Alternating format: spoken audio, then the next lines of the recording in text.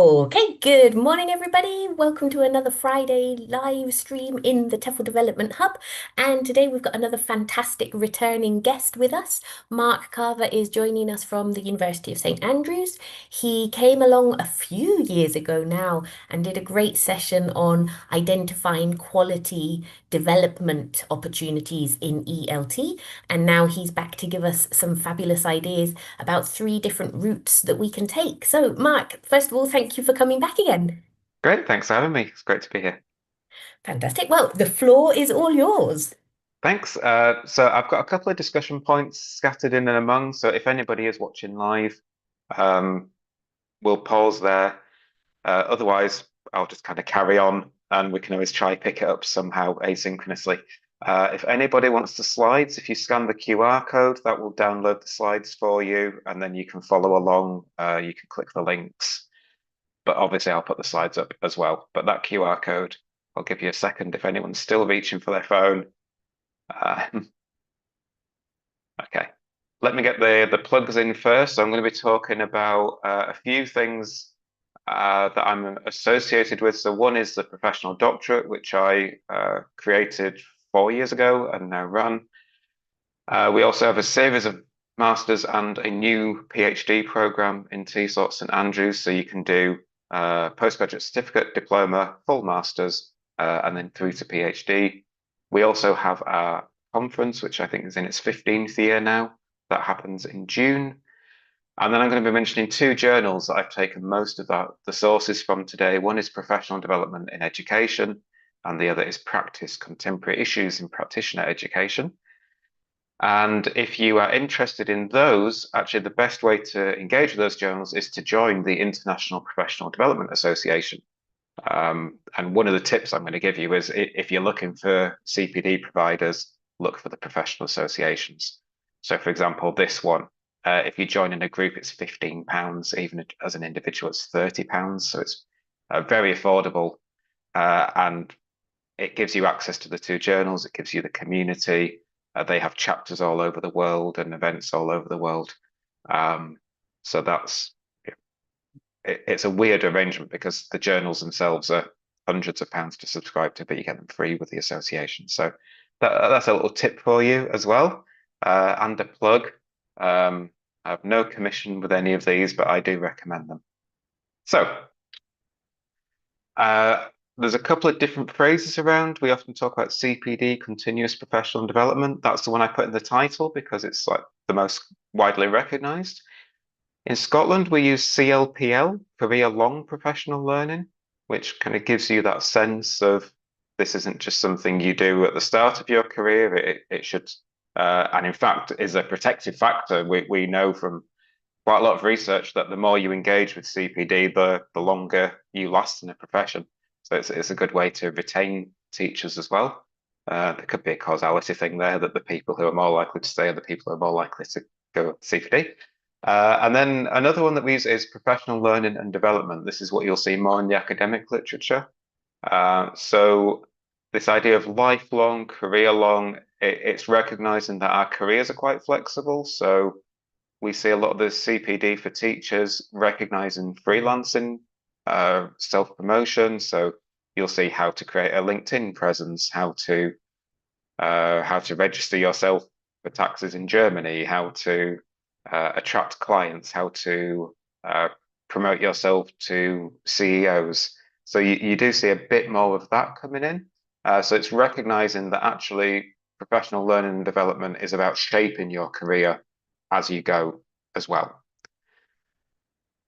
We also try to get away of the continuous having connotations of routine. So when I worked in state schools in the UK, you would get 5 CPD days per year, and that's when the kids don't come in, but the teachers do, and we have a day of professional development. Um, yeah, whether you need it or not, whether it's relevant or not, whoever's chosen to put it on. So uh, and yeah, some teachers would rather just get on with their marking, but I think that's going to be a constant battle. But the idea that it's not just about discrete events, it's professional learning is not 5 days per year. And even something like, yeah, if you're a member of this Facebook group, with the hub. If you're following chains of videos and recommendations on YouTube, that's professional learning development too.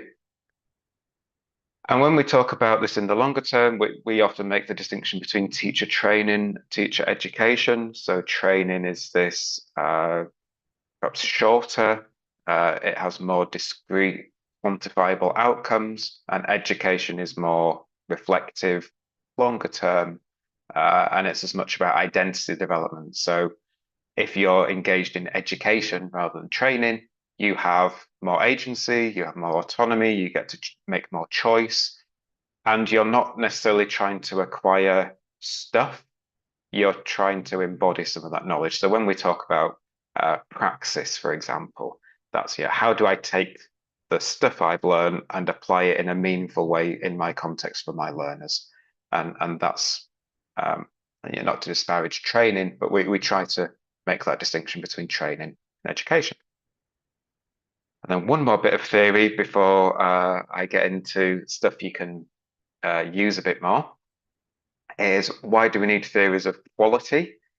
And one is, as well as the uh, training versus education, we have this idea of are you learning teaching? Is this a long-term developmental thing, or are you learning to teach? And once you have learnt to teach, that is a completed process.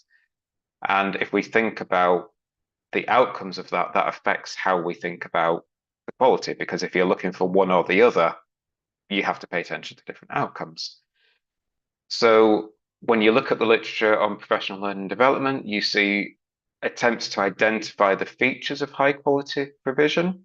So you know, look for these 5 things when you're choosing a course, and I'm going to give you one of those frameworks shortly. And then you're thinking more generally about what are the ingredients of a high quality program, and even like the people who take that with you could be part of that mix as well. So it's not just a transaction. You're actually co-constructing your PLD, which especially when if you're taking these programs in the UK and paying thousands and thousands of pounds, it can feel a little bit, well, we're just talking to each other. But that kind of curation, that creation of a community should be part of what you look for, I think. It's also helpful if you're running CPD. I realize for a lot of teachers who might be watching now that actually doing CPD for other teachers or doing executive training, that kind of thing. So actually having a clear concept of what high quality provision looks like can help you design those programs. So hopefully somebody gets something out of that as well. And I think it's more productive to talk about how are we enhancing the quality of our own PLD journey rather than just saying particular programs or providers are good or bad. And I think particularly now that we have more autonomy, we're not just going to the 5 days that our schools have put on. We have to make active choices. Perhaps we're building portfolios, we're building an evidence base to apply for a fellowship or some kind of accreditation.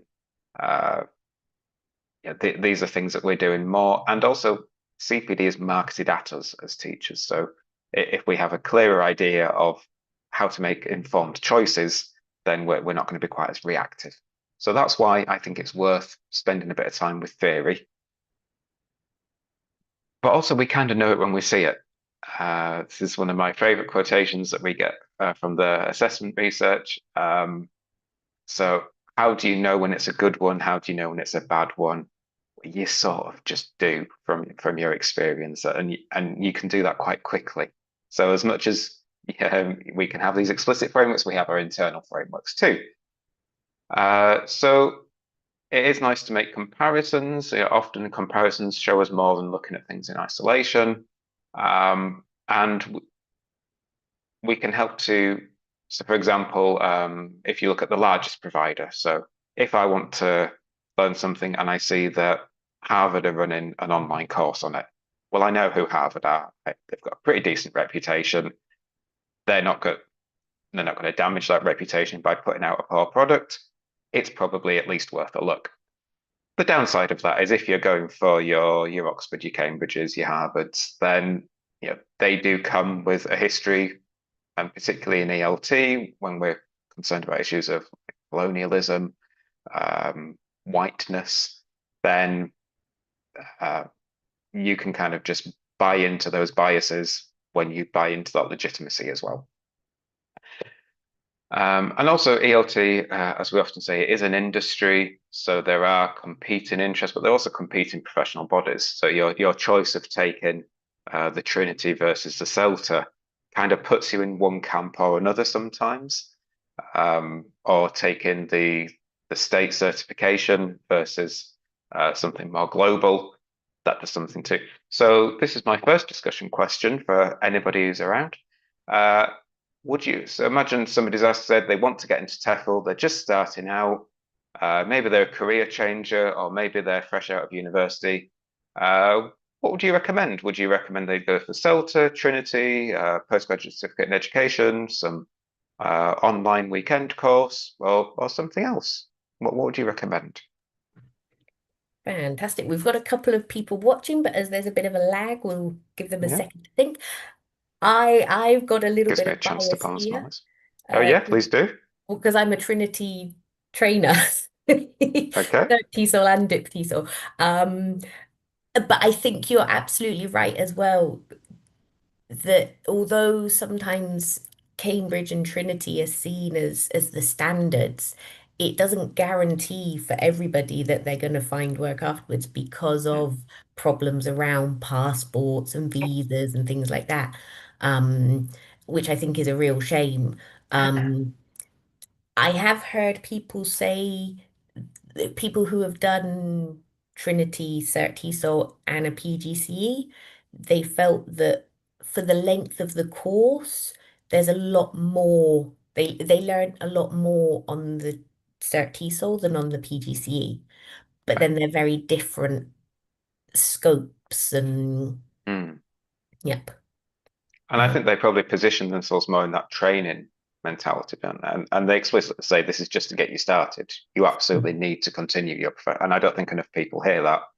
So when somebody criticizes a CELTA for only being 4 weeks long, well, they know it's 4 weeks long and they know what can be achieved in 4 weeks, and that they very explicitly tell you that. yep, So you kind of can't control how the market sees it. yep, definitely. Yeah. Yeah, I mean, and I think that's sometimes a problem as well for people who, because like you were saying as well, Celta Trinity of in their history, they were originally marketed for kind of English first language speakers as a way to travel and so I think there in the past there was a lot of some discrimination, not discrimination maybe, but state teachers who had spent, 4 years studying education at their university in their own country, studying English, and then somebody swoops in with a four-week Mm. course and gets paid more and things. So Yes. yes, a lot of problems. Yeah. And some courses mix the two. I know I think at University of Strathclyde up in Glasgow that you can take a CELTA kind of alongside your PGCE. So Nice. PGDE, I suppose it would be in Glasgow. So that's a nice, they recognise there is something useful in that training side and doing it alongside. A lot of students will just take it afterwards in the summer. Yeah. So yeah, it's certainly not an either or. I'm saying this as somebody who doesn't have Trinity or CELTA. Um, yeah. Has anything come through in the chat? We've not had anything come through, but I'll keep an eye out and let you know. Okay, let's uh, let's move on. So, if you were making recommendations, then actually there's been quite a lot of work about what is an acceptable TEFL introduction course. So these are, if I show you who was involved with this, so this was endorsed by all these people, the Quality and TESOL Education Working Group got endorsement, and let's just take a second to recognize getting all these organizations to agree on something is a real piece of work. Yeah, full credit to this, unfortunately, working group that no longer exists. And in fact, the website no longer exists. You have to just get like an archived version of it. But to get all these organizations to agree on what does a legitimate TEFL introduction course look like is remarkable. And this is what they agreed on. So, yeah, a, a known provider accredited by some kind of body, mapped to a national qualification framework. So, if you're in the UK, you know that it's going to be QCF level 6 to start out at, and that a certain number of credits recognizes a certain number of hours of work. So you have this parity. That the awarding body has some kind of legitimacy. So maybe it's a government organization or it's a professional association that has an established membership. Does the awarding body stamp it and it's approved for life, or do they carry out reaccreditation every 3 years, 5 years, whatever? And do they actually come physically visit, or do they do that as a paper exercise? So these are things that you can check as well. Are there clear procedures for how you get onto the program? Is it the case that if your check clears, you're in, and if your second check clears, you pass? Or is there some kind of exercise that you have to do to show a certain level of knowledge before you get onto the program? And I think a lot of the CELTAs actually have really good practice on this in that they'll give you a take-home application pack. And so preparing the application requires you to learn some of the meta language around grammar instruction. So it kind of gives expectations for the course as well. So I think that's a nice example of assessment doing a couple of jobs at once.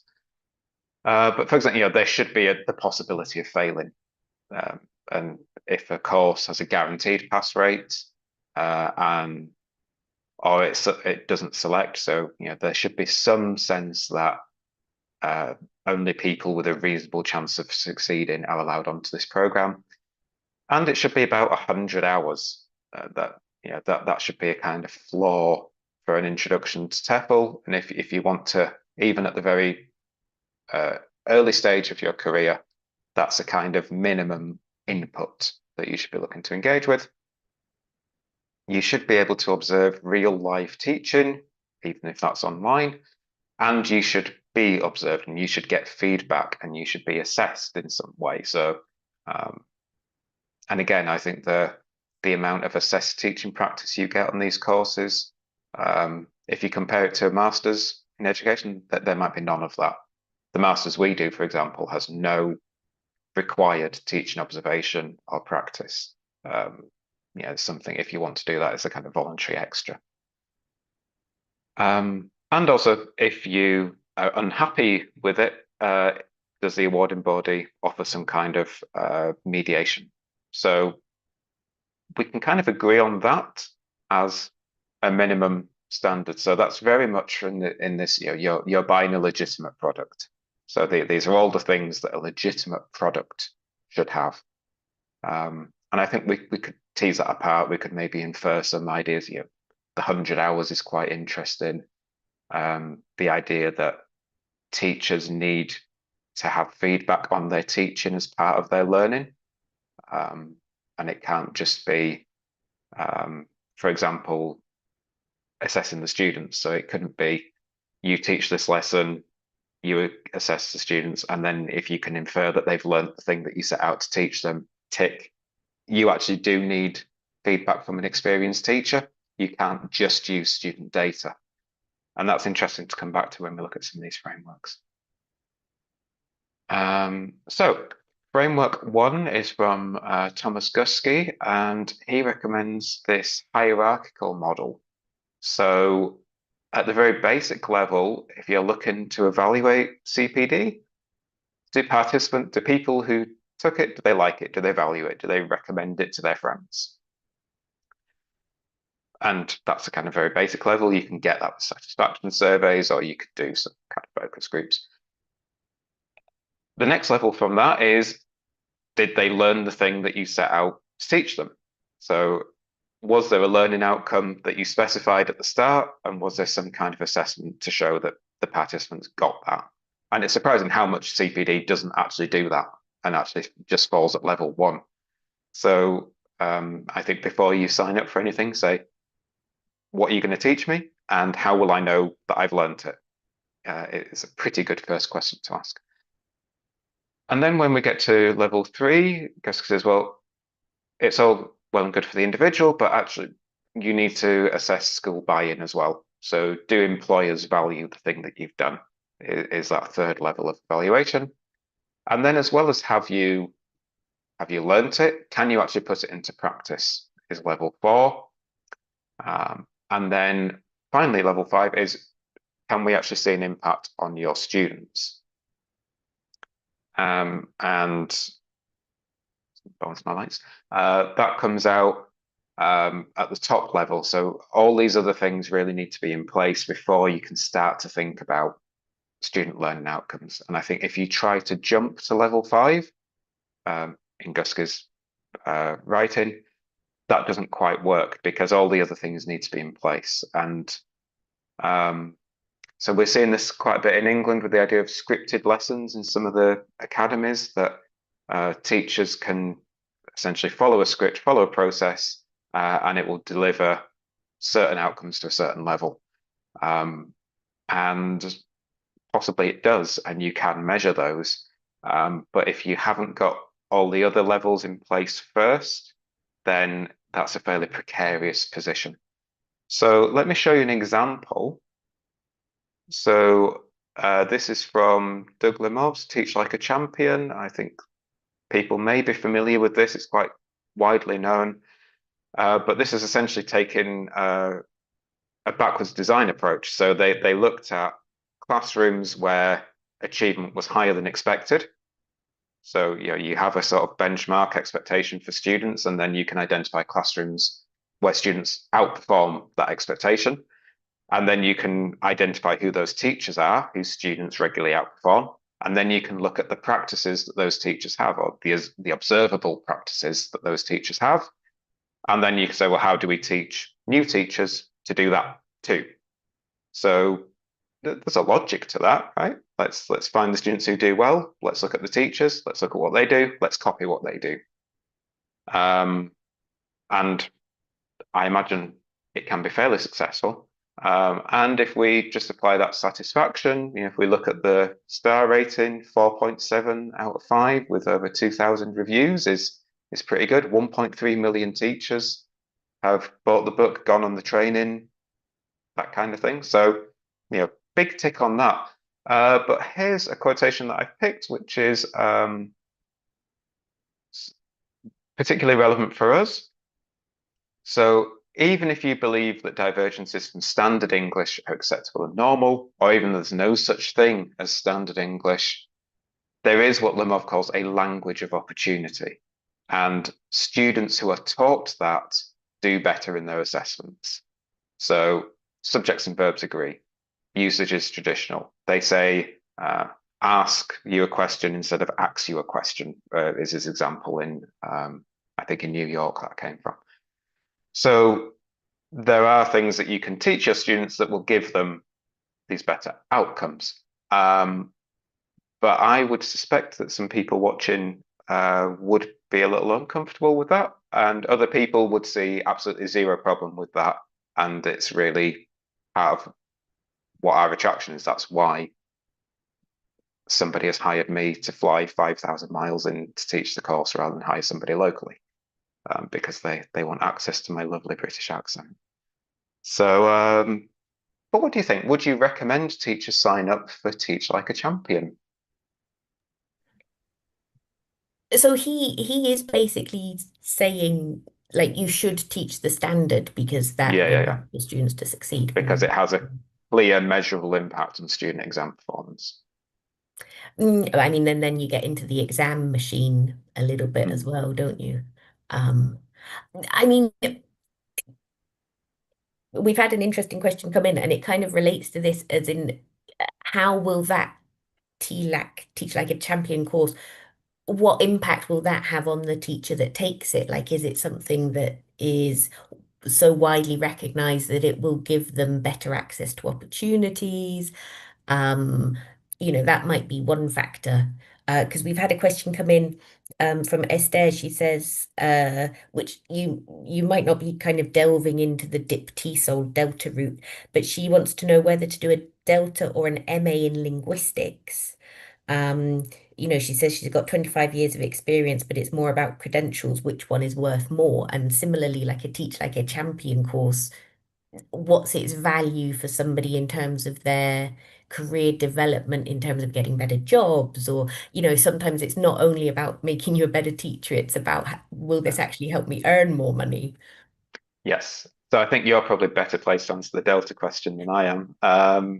I would say for somebody with 25 years experience, I think the Delta, it would be kind of expected that that seems fairly straightforward. The assessment portfolio, she probably would have quite a lot of evidence that she could use in that already. Um, the strategic approach is to get the Delta because a lot of masters would give you recognition for the Delta, and you Mhm, would skip two modules typically. So that's going to save you, £3,000 in the UK, for example, which is probably about the cost of the Delta anyway. Um, yeah. so that might be a smart move for her if she's not in a particular hurry, Mhm, is do the Delta first and then use that as a piece of your MA. Um, if it is an either or, and it's just about employability, I would say the Delta because that feels more, particularly for somebody who's experienced, it shows a commitment to the profession, um, and this track record of professional learning. Whereas the masters, you do sort of get this split between people who do a master's straight after an undergrad with no experience, people who do it 10 years after they graduated the first time round. And um, it sort of takes a while for an employer to recognize which one of those two you are. mhm. So my advice would be Delta first. And then if you're still hungry for more, parlay that into a master's. Awesome. There you go, Esther. Um, But to talk about TLAC, you're absolutely right that this does give you very specific tools and strategies, and there are schools that want you to use that. So there are Teach Like a Champion schools in the US, and a few in, I'm going to specifically say England, not the UK, because this absolutely wouldn't be appropriate in Scotland, for example, where we still have a very strong teaching council, whereas England abolished theirs. But yeah, there are certain schools and academy trusts where the ability to teach in this way. So the equivalent in ELT specific would be like Berlitz. Like if you want to teach in a Berlitz school, you learn the Berlitz method, and that opens up those jobs to you, but only those jobs. So yeah, you have to be very clear that that's what you want to do, and that you're happy to teach that way.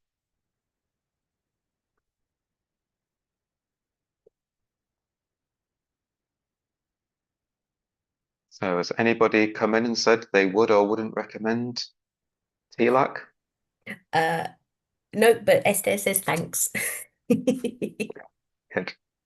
And I'd never heard of Teach Like a Champion, or maybe I had, but it because it wouldn't be my way of thinking. Maybe I kind of Yeah. discounted it. Yeah. You've maybe heard like direct instruction, Mm. who comes from it, a lot of the John Hattie stuff on visible learning has maybe done the rounds. So it's all sort of in the same sort of area. It's uh, can you take practices in isolation and deploy them as a teacher? Um, and obviously, when we're getting into things like AI assisted teaching, and it's, to what extent do you need a teacher with embodied knowledge, and to what extent do you just need a facilitator or um, an actor even? There have been studies that have used actors as teachers to see if certain approaches still work. Um, all right. So things I've highlighted, these are the key questions that Gusky asks. And I think if you're evaluating CPD, I think this is a really good place to start. Anyone who's watching who's in leadership and you're responsible for spending the budget for CPD, these are good questions to ask. And then your little secret bonus, I promised you three frameworks, but Goodson talks about teacher professionalism. And I really like this as a reason for why Gusky's framework isn't enough. Like it's a really It's necessary, but I don't think it's entirely sufficient. So Goodson says if you are a professional teacher rather than just someone doing teaching, then these are the things that you do. You are expected to engage with moral and social areas of practice. It's not just about getting students the best outcome you can get them. You have to be critically engaged with this. Uh, you are expected and you have the opportunity to exercise your discretionary judgment. So it's not a scripted lesson because you're expected to adapt on the fly. Um, that you collaborate with other teachers. You have some autonomy in deciding what you want to learn about and what problems need solving in your context. You work collaboratively with students, with parents, with members of the community, but also they recognize that you have some status in that relationship as well. You care for your students. You're not just providing a service. Engaging in professional learning is a marker of professionalism that you recognize your business is learning. So it would be weird if you weren't also a learner, at least some of the time. And perhaps the most controversial one for ELT is that you get the status and reward for that. So maybe that's a teacher's day where students bring in flowers. Maybe it's not necessarily the salary, but there's some recognition that this is a complex role that deserves recognition. And I think if you agree with Goodson that this is the work of a teacher, this is what a professional teacher does, or should at least be aiming to do, then something like Teach Like a Champion isn't contributing to that. Unless you really have the autonomy and the space to critique it and decide which practices can and can't integrate into your context, right? You can take your ideas from anywhere if you're sufficiently critical of them. So if we apply that framework, we can reflect on something like Teach Like a Champion, and we can say, well, how are we engaging with historical linguistic prejudices? Are we in a position to challenge them? Is it a case that we make students aware and we take a kind of code switching approach and we say, this is our classroom language, this is our local language, but when you go for your Oxford interview, we probably do a little bit of a warm up. So are you tactical in that?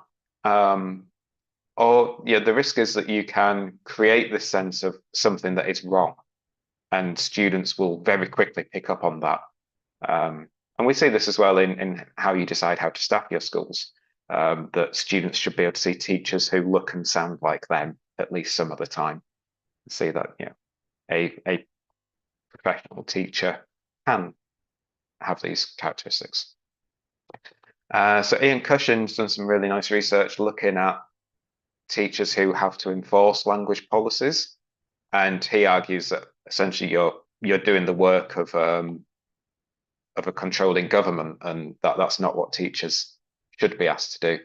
So this idea that there's a system of surveillance, compliance, coercion, and control, and that this will be enforced by something like a government inspection agency that they would comment on and expect to see students' language being corrected.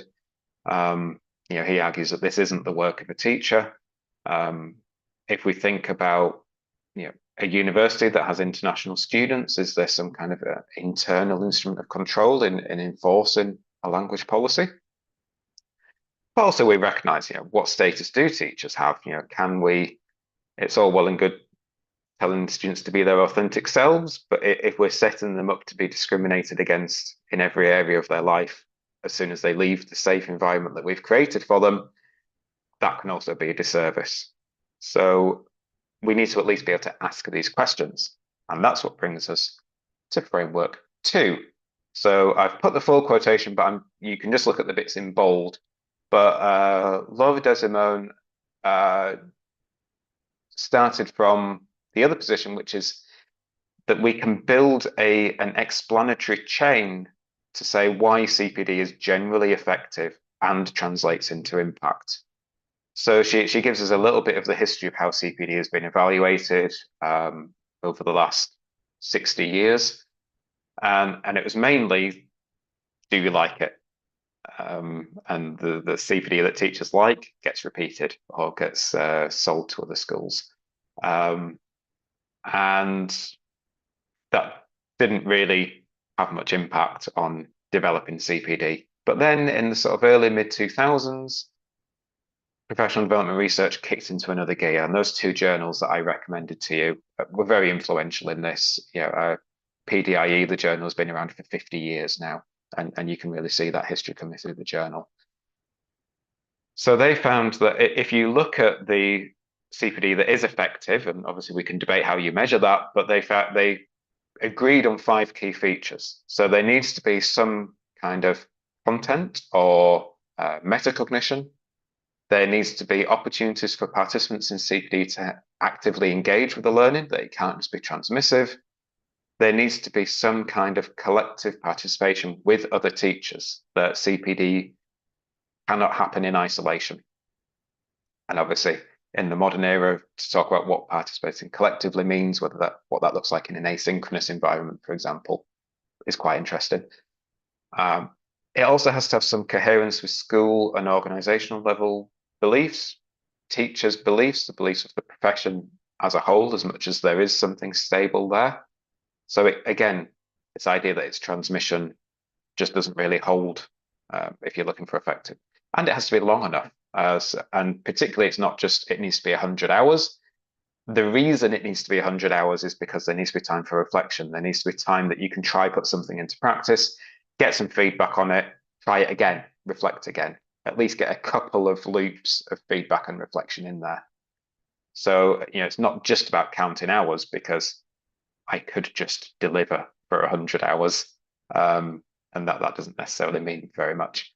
And then there's some, working in the US context, that they have a lot of opportunities to do these randomized controlled trials. We'll take one class and teach them the old way. We'll take another class and we'll do this new thing with them, and then we'll compare their scores after 6 months. That's starting to pick up a little bit. So you found the 2 minutes of the day where we get sun in Scotland. Whited out there. So there are ways to sort of prove that these have an impact. And I think also the fact that she identified these features of effective CPD that also delivered these very quantifiable results. That's a great way to talk to policymakers, because it's all well and good saying, well, teachers value this and it engages with the moral values that teachers have. But maybe the person who's paying $100,000 to roll this out across the state, they want to know that scores went up by 12%. So it's kind of trying to play both games. And then she found three mediating effects. So as well as having these five features of the CPD itself, the environment has to have these three features as well. So teachers need to feel that they're supported by their principal and the school leader, that they actually have the opportunity to try new things. And it's not just, when you see somebody come in and try, it's, oh, somebody's been on a course and they're full of enthusiasm. But actually having the chance to do that. Was it sufficiently individualized, or is there opportunities to individualize it through discussion and reflection? And do teachers think that there is some relevance for their own students? So you need to have that level of buy-in, support. I would even say trust is probably a good concept to apply here in the uptake of ideas. So features of the CPD and then features of the professional situation that a teacher is in, those need to be in place too. And I think this is a really nice framework to use, because it helps you to see not just what CPD should I be looking for, what features should I be looking for, but is there perhaps something in my environment or in my own approach that needs to change as well? So I think, and it's quite nice where you can wrap CPD inside something else. So if you're doing a fellowship or if you're doing a Delta, these are nice examples where you can collect evidence from different CPD activities as part of that. So that sort of builds in the reflection for you, even if it's not in the CPD day, the reflection comes through the engagement with the Delta, for example. So this is touching on a few theoretical areas. So Caution talks about realistic theory. We always talk about the theory practice divide as teachers, but Caution kind of push past that, and they say that connecting our real world classroom experience through these things like self-awareness, dialogue, PLD for the long term, that's how we connect theory. And they talk about practical theories that uh, bring this into your context. And what works for you and your learners at this particular time might not work for the classroom next door, might not work for you next week, but you have enough critical evaluation skill to recognize why. And you're making very deliberate choices. So we can probably agree that there are wrong things that we should avoid doing, and that's really valuable as teachers. But what is right for you in your context is very adaptable. And crucially, you have the authority to say that it's right and what an effective outcome would look like. So it might not be a 12% improvement in exam scores, it might be student well-being or the way that students are able to talk about their emotion or the way the group dynamics have improved. The challenge for this is that as soon as you leave the university, and particularly my university are quite brutal in switching off your access the second you've finished, you kind of don't get the access to the literature anymore. So this body of knowledge that you've been engaging with for 2 years, suddenly you can't access anymore. And that's why I think something like the Professional Development Association making access to these journals, a loss leader, is really, really valuable because Pu et al. Did an analysis of teachers in China, and they said that they should just give us some books, give us some journals. We have all these things that we got so used to using when we were at university, and now we can't access them anymore. So sometimes it's as simple as um, having a school library that has a shelf of professional development books and resources for staff. Yeah, if you want to look at the best bang for your buck, give your librarian £500 and let them buy professional development books, and yeah, encourage teachers to read them. So if we move on, uh, Kate Wall and Elaine Hall have three principles that they recommend teachers use. So this is the idea that your professional learning happens through inquiry. So you need to be in charge of asking the questions. You need to be able to say what an effective solution would actually look like when the question has been answered. You should be able to learn from success and failure, and you should have some opportunities to communicate that with other teachers, with your learners. So this is perhaps a nice opportunity to pause after 3 slides of theory for what kind of questions might you want to ask in your own area of practice? And have you got an idea of when you would know that you've got a reasonable answer to that? Oh, Bit much, actually. yeah, a question on the spot. I don't have a question that I can think of off the top of my head. We did have a comment. So Esther said about the Thai. It may give us a Mhm. fresh perspective and a bit of renewed energy after decades of teaching, revisiting Yes. the fundamentals, but we have to be careful about what we invest in as broke English teachers. Yeah. And then she says as well, convincing your head to have a subscription to Modern English Teacher is another kind of, and I would say perhaps more accessible for Yes. teachers. Yeah.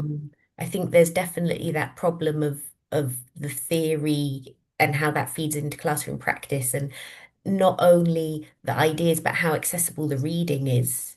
Yeah. Sometimes with some of these much more academic journals, I mean, if there's tables of data, I go, "Ugh." Yeah. Actually, one of my so I encourage my students to publish specifically in Modern English Teacher. So that's a great example. I think the latest issue has one of my students' articles in it about EAP in China. So yes, definitely, that's a great recommendation. Who was that? Who gave that? That was Esther as well. Yep. Okay, great, thank you. Yep. And I liked what you were saying as well before on the previous slide about there's not necessarily a right, but there could be a wrong. Yeah. So this idea of there not necessarily being a right, we used to talk about best practice when we were Mm, doing our teacher the TESOL courses, and we said, this is this is best practice, this is what we're showing you. But then we moved away from that to saying this is good practice Yeah, because, to demonstrate an awareness that this might be best practice for a group of adult learners in Spain, in the southwest of Spain, in a very specific context. But it might not work for these people who are taking their Cert TESOL and then going off to teach in China, in the yeah, yeah, UK, in Germany, and wherever. Yeah. yeah, and yeah, that's a great example. Just changing that word from best to good or effective, or yeah, Hmm. Yep. Yep. And teachers' blogs as well is another recommendation to kind of follow and yeah. keep up with what's happening. Yes. And it gives you a nice chance to reflect as well, because if somebody gives you enough information about their context, you can start to think, well, how is that like mine? How is that not like my context? What bits could I try? Hmm. So yeah, yeah, definitely. Yep. Okay,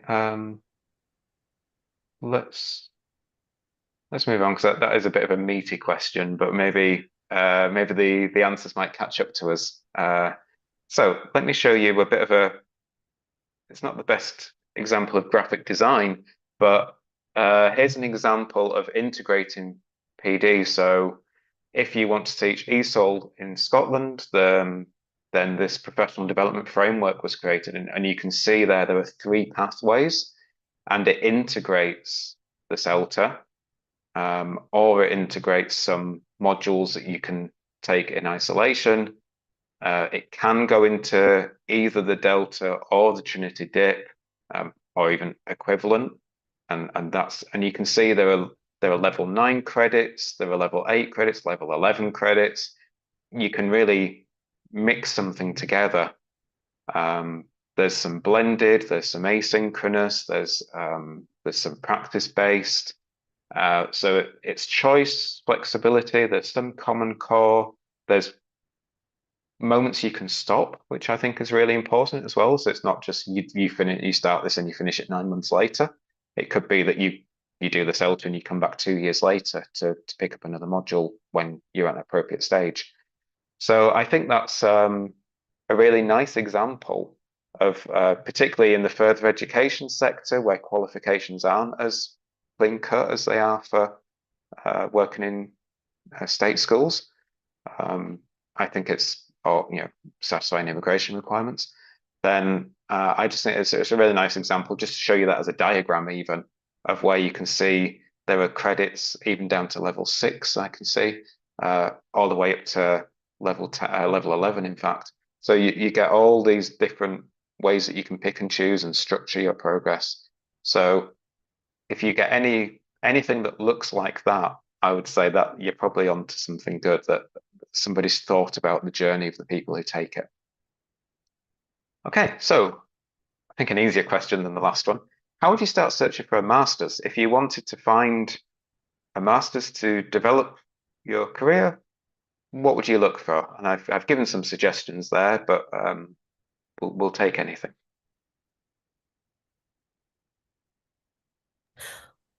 What do you mean by politically engaged? Good question. So do you want to take your master? Do you care about the university you take it at and their position? So before I was at St Andrews, I was at University of Strathclyde, and they have a very clear focus on social justice and widening participation. Um, and it used to be called Red Strathclyde. It had this very explicit left-wing foundations, uh, compared to somewhere like St Andrews, where that's not the case.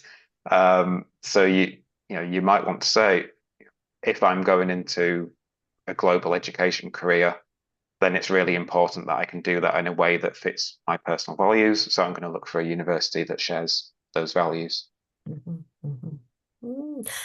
If Correct me if I'm wrong, but when you came and spoke before about the course that you were setting up at St Andrews, did you say then that you were making it so it was the same fee for anyone, whether they were an international student Yes. or because I think that's something as well that Yeah, and that's a nice way to pick up on those clues, isn't it? Yeah, are international students the cash cow, or are they a part of the cohort? Hmm. Um, Hmm. yeah, Yep. are you particularly, are you balancing representing, are you trying to create a group, or are you trying to get as many students as possible? Hmm. Um, it's quite hard to find that information. You probably have to speak to people on the program. But yeah, that's a great example as well. Thank you. We've had a point here from lovely Esther. Thank you, Esther, for Great. joining. So talking about choosing a master's, in Spain, there's a specific master's for teaching secondary students. Mm. I don't know whether that's the case in other universities around the world or whether it's more just a master's in education or a master's in TESOL. But so that might be a focus as well if you're really going for a particular stream. Yeah, and it absolutely pays to pay attention to that because some will be recognized and some, particularly in Spain, I think there's the no, ANECA's the airline, isn't it? There's some association that recognizes so even the degrees of people who go to work in higher education in Spain, they have to be recognized in a certain way. Hmm. So yeah, knowing that your program offers that, if that's important to you, is really crucial. So again, knowing that some don't is yeah, it's very can be hard to find that information.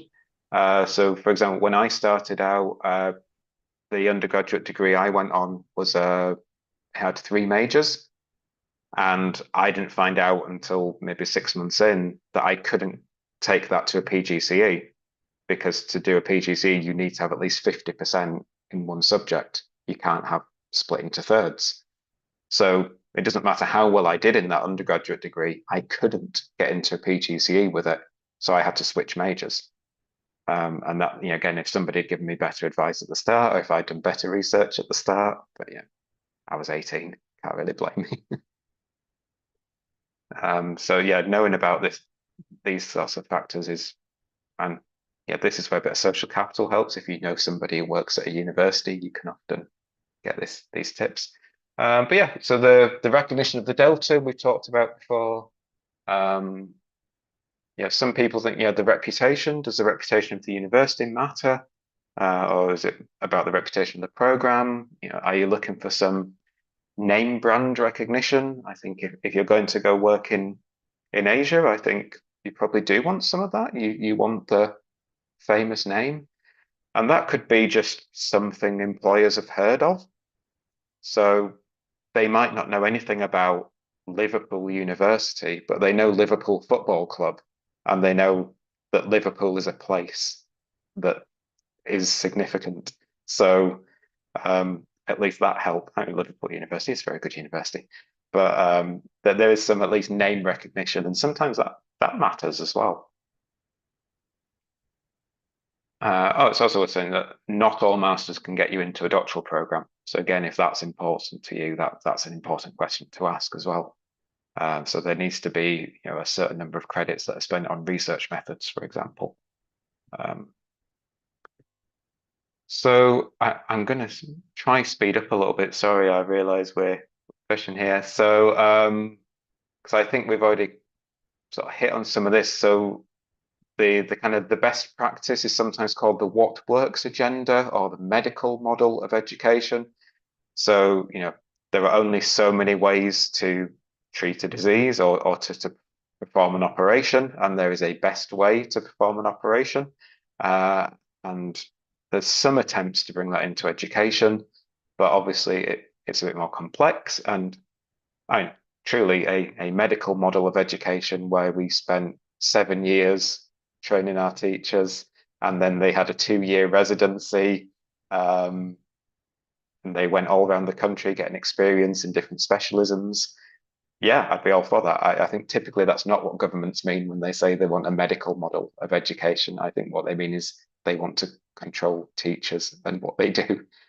Um, so that does have implications on what's done. And I like from Adams and McLennan that there's this idea of you also learn about what's not the pedagogy in your context. So not just the things that are worth doing or are effective, but also the things that are just not appropriate. However, if you want to find a master's or a teacher education program, typically they're quite superficially um, assessed. So these programs are student satisfaction surveys or employment records. So, if an employment for teachers is usually pretty good. Progression into employment is often above 90%. Um, so it would be worrying if it weren't that high. It is perhaps a way to identify courses you shouldn't take. Um, or even, the people who are teaching you on that program, were they teachers themselves? Do they have any classroom experience? Do they have advanced degrees? Those are kind of the ways those are evaluated. And it's surprisingly how often that isn't the case. In Scotland, we have a more complex framework. We have 8 components by which the General Teaching Council evaluates teacher education. And that includes things like what percentage of staff teaching on this have registration with the Teaching Council? What percentage of staff have a doctorate? Are they on permanent contracts? Do they get access to professional development? Um, Surveying students 5 years after graduation, saying, if you offered the chance to start over, would you still take this program? I think that's a brilliant question. Do they stay in the job for 1, 2, 3, 4, 5 years? And there's measures at different points. You can track that quite nicely just with teachers' pension data. If teachers leave the country, do they go into another professional role? Um, does it run smoothly? Is there access to appropriate resources? Uh, do students get to go into schools? So there's lots of things that are measured. How competitive is the program for entry is often a good way of evaluating, but that can get kind of bundled in with the reputation of a university. So doing your PGCE at Cambridge is like a really good way to get a Cambridge degree sort of through the side entrance. Um, so these are the common ways that you'll see higher education measured. These satisfaction surveys, um, things like spend per student, staff-student ratios. Whoops, not twice. And 3 times, in fact, because I was trying to get the animation to work. There we go. So if you look at the newspaper rankings, like the top universities in the Times or the Guardian or QS for the global ranking, actually these are the measures that go into that. So 10% of that score comes from the National Student Survey when students are asked how good is the teaching on the program. 5% from overall satisfaction, 10% from how did you get your feedback in 3 weeks, so that sort of question. 5% comes from how much that university spends per student. Entry scores, there's quite a good weighting. So if your university only takes people with grade A or grade 9, then you get more points in your rankings. So that's why you always see, and I'm allowed to criticize these rankings because St Andrews often comes number 1 or number 2 in these. So I'm allowed to say that they're nonsense. And I thought what's quite interesting is if you compare this with medicine, dentistry, veterinary science, if you look at what's rated 0, so if you were ranking the quality of a medicine degree or dentistry or veterinary degree, whether those students go on to get a job, 0% of that goes into the ranking. That's not a factor at all. And I think we don't want those programs to have any incentive to graduate people who aren't ready. You know, we want you to fail your medical degree if you're not up to standard. I think there's perhaps an argument for applying that same logic to teachers. The other thing, things that are really highly weighted, if you look, two things that are 23%, so kind of half the score for these degrees comes from how well staffed are they and how competitive are they to get in. I think this is the idea. A GP has 3 A's and plays the oboe is kind of the cliche for getting into medical school. And I think some of that needs to be challenged. Quality of teaching gets a bit more of a high weighting. So I think spend per student as well, because obviously perhaps more expensive programs. So looking at what's spent on that program is a good way to say what kind of resources do they have. So just because, and actually, if you go to like the Times Higher Education website, you do get the ranking, but you actually get these individual scores. So if you are looking for a program, you can go into particular subject areas. You can say, I'm interested in this, but I'm not interested in this. You can create your own special ranking.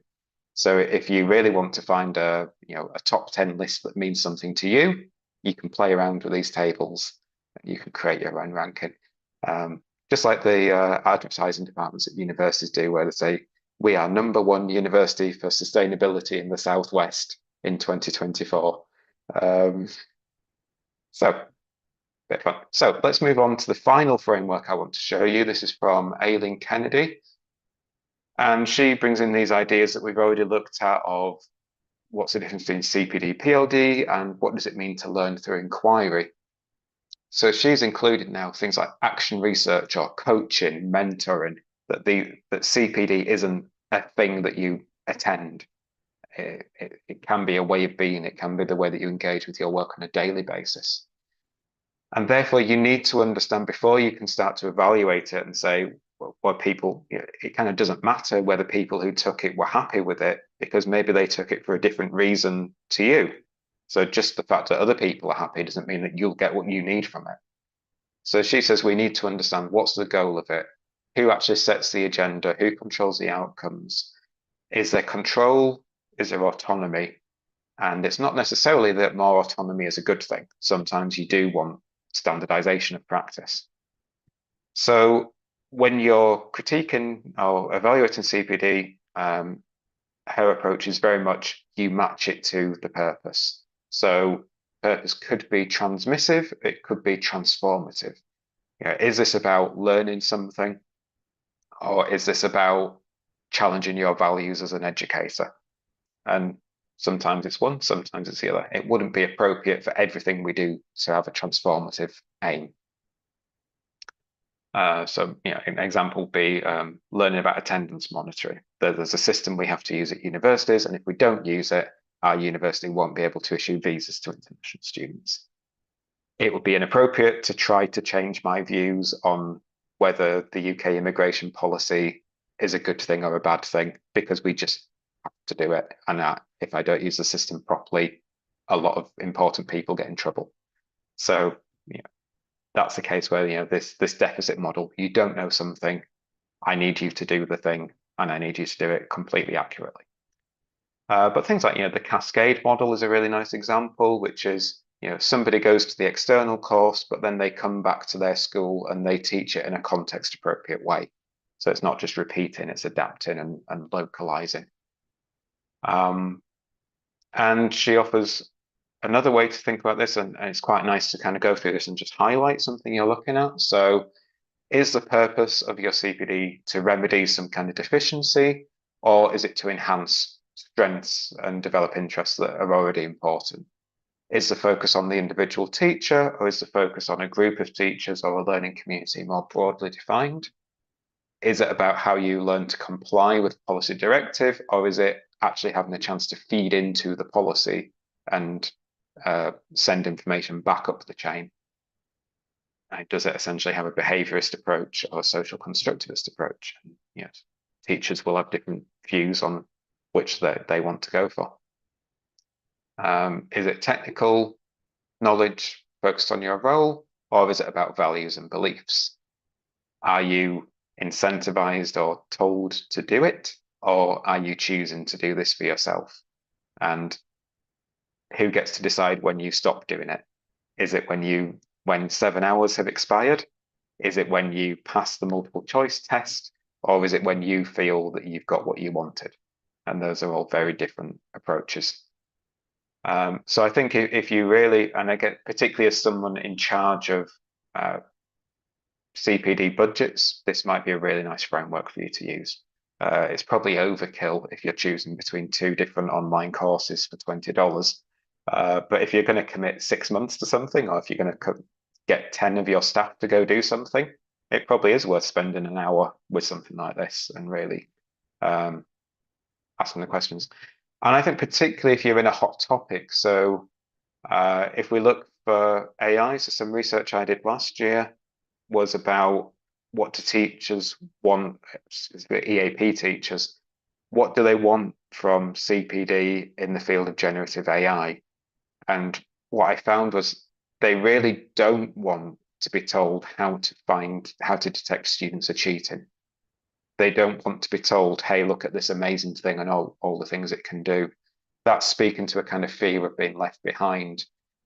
They're very cautious of the influencer, these people who present themselves as gurus of AI who will save you and tell you everything you need to know, because they're taking shortcuts. And they're saying, I'll tell you everything you need to know in a 50-minute video. Um, so that isn't the sort of CPD that the people in my study wanted. But I think it's maybe worth reflecting on. If you wanted to learn about Gen AI, what kind of CPD are you looking for? I imagine everyone watching this has been to some kind of CPD about Gen AI. How did you choose it? I mean, I think it's like you say, it's not how can I stop it from replacing me, but rather how can I integrate it in a meaningful, pedagogically valuable way into my teaching. Because I think it's finding out how it can help you to free up time to have more time to do some of the other things. Yeah, And going back to one of your earlier points about that care for the student, if you can free up some of your time preparing worksheets or something with Gen AI, and then use that extra time to really think about the individuals in the class and go, okay, yeah, well, now I can think about X, Y, and Z. Yeah. yeah. So yeah, you're thinking about how, and so that's integrating it into maybe you're looking for something transformative then, because it's not just, there's a difference between the person who says they want to save time and someone who says, I want it to allow me to spend more time on differentiation of resources. And that's, compared with just going outside to vape. So but I think it's quite hard to tell from the courses that are around which does that. Yeah.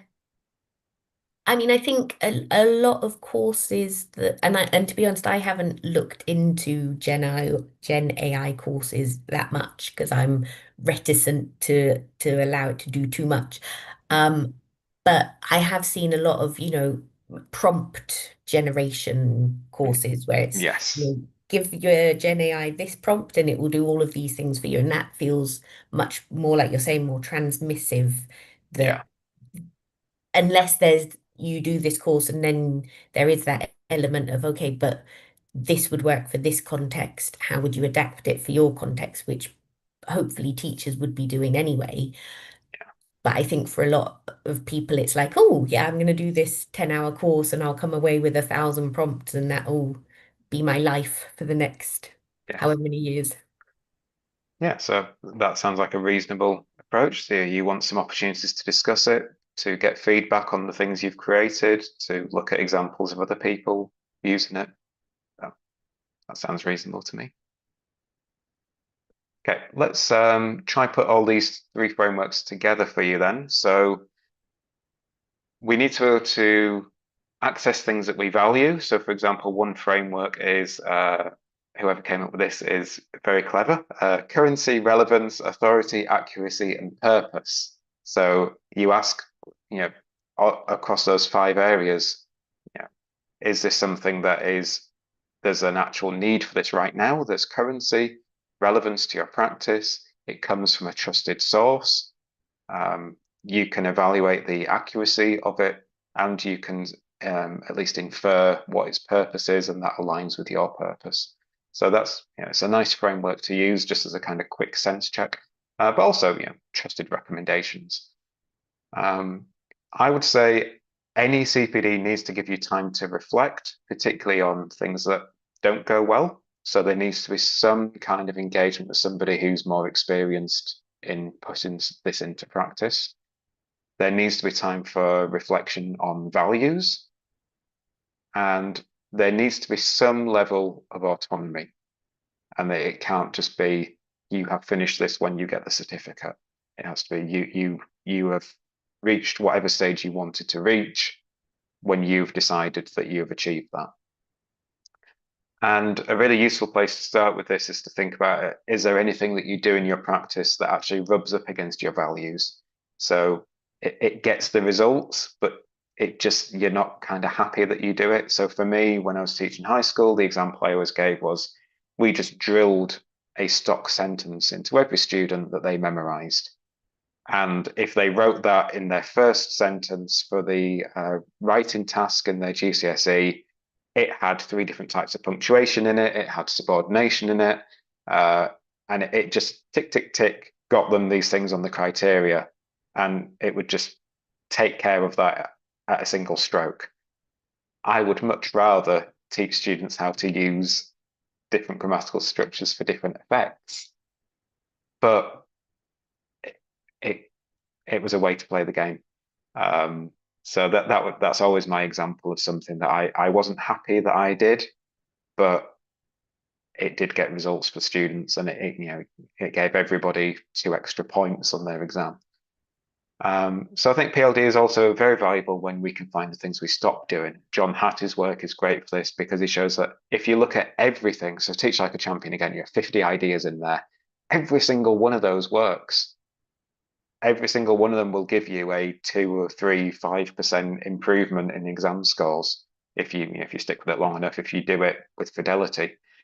But we can't do 50 things. We can't learn 50 new things. So we need to decide what's actually the meaningful thing and what's the thing that gives us 2% that we can stop doing so we can focus on something that gives us 5%. Or what's the thing that gives us 5% that we can stop doing that improves our students' sense of well-being, because that's more important to us than the 5%. But those need to be deliberate decisions. And if we go back to Kennedy's work, then she's saying that we actually need to take a longitudinal view. So we don't just look for short-term outcomes. We need to think, and we don't actually look at pupil attainment because that's really messy and there's lots of factors going on anyway, that we actually need to trust teachers to say what is effective professional learning and what do we want more of, what should it look like, and actually discussions in groups like this are where we're going to set the agenda for that rather than having CPD imposed on us. Teachers need to take a more driving force on that. So if I go back to the conclusions of my study on Gen AI, the participants said that the professional learning cannot be ethically neutral. It can't just be technical, like you said, Therese, about learning some prompts. And in fact, the way that the higher ups and the policymakers are thinking about Gen AI gives us a real opportunity to say that we can make changes. So the example they gave was this Turnitin system that most universities use to detect plagiarism. A lot of EAP teachers are very unhappy with that because it's such a blunt tool and it accuses students of cheating essentially based on a numerical score and a color-coded system. And they could never challenge that. But once it was found that Turnitin just couldn't cope with AI generated content, suddenly they could take down this behemoth. So it was a real chance of teachers coming together and saying, this ain't working. In our opinion, it's never really worked. Let's get rid of it now. So it's a really nice chance to say that the expertise of EAP teachers specifically, who are quite often marginalized, they now saw that professional learning gave them this opportunity to speak to power. So it's a really nice example, I think, where the community takes charge of it. And then finally, if you're looking for a doctorate, I would say a good doctorate should do these three things. It should have some emphasis on personal growth. There should be a community that's developed around it. And it should recognize that you're not just acquiring skills for your own benefit, that you're responsible for your profession and the professional status. And I think particularly in ELT, TESOL, uh, it's taken a long time for us to get to where we are and to get this respect in the academy. Um, you know, even in my own university, we've just in the last year, we've got the first people who've reached professor level, senior lecturer level, getting recognized at a university like this for working at that level. That's a very hard won battle. So we can't burn that goodwill by giving away cheap doctorates. We need to recognize that if you have a doctorate, it's not just about you, it's about recognizing that you're now a representative of what it means to be a very high level professional ELT practitioner. So I would say some things to look for are assessment that allows you to create a portfolio that is relevant to practice and respects your context. So that could be the traditional thesis if there's a bit of flex in that. But more commonly, I would be looking for the PhD by publication, the professional doctorate portfolio, these examples to integrate it in your practice.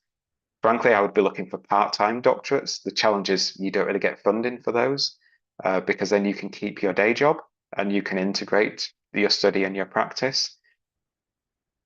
Actually, that's really difficult, and that you're in quite a privileged position if you can do that. Most people doing a doctorate have to leave their home country. They have to spend 3 years on campus, and that's kind of just the sad reality, unfortunately. I'd say there needs to be resources on that Dutch room. There needs to be engagement with the profession, particularly the networking. I would look at who teaches on that. So are these people who have had global experience? Are they publishing work that has had an impact on practice, or are they just in these little groups that all just cite each other's work and have little cozy fireside chats? Are they going to the conferences that matter? Are they teaching? I wouldn't want to take a doctorate with people who are only doing research. I would want people who are actually doing at least some teaching. I'd also say a lot of doctorates are quite poorly organized. So speaking to students on those programs and just saying, do you know when your class started? Do you get your feedback on time? Do you get support in applying for funding trips, things like that. And unfortunately, that's where I fall down. Our doctorate is not smoothly run, but it does get better each iteration. But there's a lot of moving parts, unfortunately, and yeah, ours is a bit messy. I'll call it bespoke or rustic for now. But I'd also that we're looking for a transformational experience or transformative learning, and therefore you need opportunities to challenge values, challenge practices. So again, I would be looking for, and in the people you speak to when you're choosing a doctorate, is there this opportunity to critique what you do or to critique the status quo? So just finally, some of my students are creating CPD as part, so instead, so you can publish articles or you can change placement test and make it more robust. Those are all ways that you can create evidence for your portfolio. But actually, quite a lot of them are creating CPD. So I thought it would be interesting just to finish by showing you how they are evaluating CPD and say, my creation of this is evidence that I'm working at a doctoral level. So they're looking for evaluation methods that hit those level 4, level 5 of GUSCI, but they're actually looking at, does it have the features of effective CPD, and does it have clearly articulated aims that I can connect with my context and are meaningful and relevant? So it's just nice to sort of show you the flip side. So final points, when you're choosing your CPD, this would be my advice. I would start with the purpose. Are you doing this to demonstrate that you're a professional teacher? And particularly one of my students, Laura Edwards, is doing fantastic work with freelancers in Germany.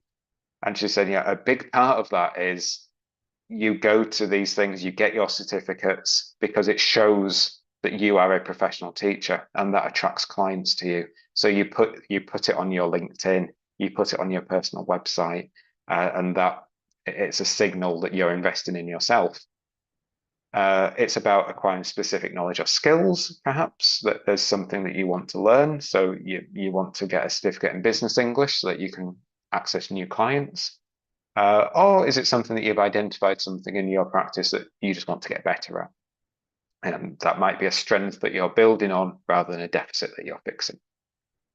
And then once you've identified your own aims and values, does the provider match with that? Um, can you trust that they have your best interest at heart, or are they just trying to get you to sign up to the next course? Um, and also, is the organization offering this, is it valued by the people who you will need to value it? So um, if you're doing, I'll use business English again because that's quite well credentialed. So there are micro credential things, but it might be that for a particular company, they want a teacher who is CABS recognized. And if you don't have that, then it doesn't matter what you've got. It doesn't matter if it's a master's or a PhD. It has to be this very specific thing. Like if you have your boiler replaced, it doesn't matter if somebody was an engineer for NASA, they need to have their gas safe register certificate. So it's just sometimes it's ticking that box, and it's worth knowing that before you spend your money. I would also say though, are there opportunities for dialogue? Is there a community? Is there particularly a diverse mixed community? Are there chances for you to set some of the agenda? Can you challenge some practices? And it's not just about you being told what to do, how to do it, and then being assessed on how if you can do that with fidelity. It should be more flexible than that. So therefore, who decides when it's been successful, and do you agree that that's a legitimate outcome? And finally, does it open up a new network to you? So I would say that most of the value of the master's or the doctorate is it connects you with like-minded people, and that opens up career paths. But it also opens up this dialogue and a chance to connect with people for many years to come. And again, it's a bit of a con of a university in that uh, you are the product as much as you're buying the product. But I think it's especially with online, I'd be asking that question: is there actually some community here rather than me just completing tasks in isolation? And I say if you can be clear on those five things, then you're probably choosing pretty good CPD. That's me. So many things to think about. We've had another great comment from Esther. Well, a couple of comments. The problem with doctorates is that very few people can stay in academia afterwards. You Yes. invest years, but local opportunities are scarce. Um, So and specifically in ELT, I think that's worth making the point that if you want to work in British higher education or US higher education, perhaps less so, but I'd say very much in Britain, you need 2 years experience, often 4 years experience. And right, how do you get that experience? You have to go abroad.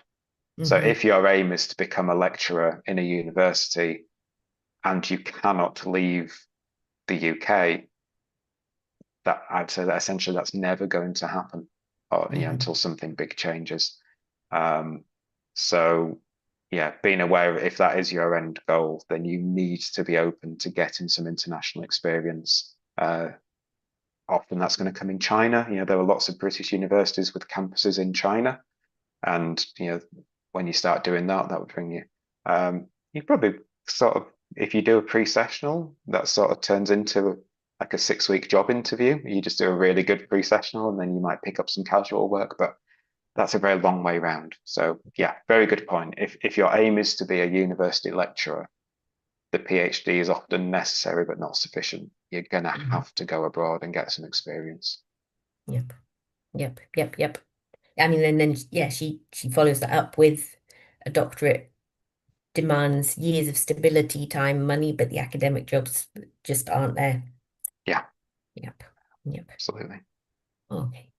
Well, It's a bit of a bleak one to end on, but yeah. no, but and it was interesting that you said that Laura Edwards is one of the students who's on Mm. the yeah, it's the MA course that she's on. Now she's on the professional Oh, yeah. doctorate. Awesome. Fantastic. Because she's fabulous. Yeah. I know of her. I've never met her personally.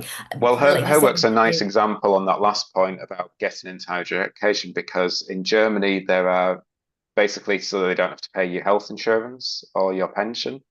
There are limits on how many hours you can work. So actually getting a job at a university in Germany is actually quite easy because in the UK you have people like me who've been at the same place for 10 years blocking a job. Whereas in Germany, you've got eight people doing the teaching that one person in the UK would do. So you get these sort of patchworks of experience. I do a little bit of online teaching at University of Luxembourg, and that's exactly the same thing as uh, if you earn more than 10,000 euros, it puts you in a different category. So they have lots of people doing work up to just under 10,000 euros worth of work rather than one person on an 80,000 euro salary, which would be full time somewhere like Luxembourg. So there are opportunities online and closer to in Western Europe. If you know that you're sort of taking advantage of precarity there to get a foot in the door, but specifically Germany, Luxembourg, those short opportunities to teach one module, they do exist. and I mean, I think that's it as well, kind of talking about your professional network, reaching out to people who have this type of information, because I'd never heard that before. So, that's for anyone who is thinking of going down that route. Yeah, find out if it's a possibility, reach out to people on LinkedIn and Absolutely. yeah, awesome. Fantastic. So many things to think about. It's been a really great session. Esther says, thank you for the presentation. A few genuinely helpful points for Esther, which is Yeah. fantastic. Thanks, Esther. Um, and I'll share any links that Mark sends me. I'll pop them onto the comment, the blurb below, so you can find out more about the courses at St Andrews. And yeah, if there are any other comments, drop them into the chat below, and I can pass them on to Mark through